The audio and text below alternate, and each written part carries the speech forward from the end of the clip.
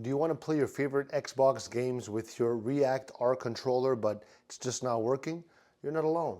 Many gamers get stuck trying to connect a controller that isn't made just for Xbox. So guess what? I'm here to help you to do it step by step, fast and easy. So sometimes controllers and consoles don't talk to each other right away, So don't give up. You can make it work with the right tips. So this video is going to show you how to fix the problem and to start gaming now. So first, you're going to use a USB cable to plug your React R controller into your Xbox. Most Xbox consoles will recognize it after a few seconds. Second, you're going to go to the Xbox settings and check the devices and connections tab. Third, if it doesn't show up, hold the home button on your controller for 5 seconds to turn on pairing mode.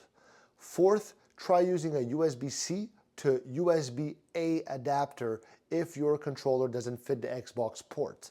Fifth, check for updates on your Xbox and your controller using the Xbox Accessories app. You can do this, and once it works, you're going to be ready to game like a pro. If this helped, leave me a comment, like, subscribe, ciao.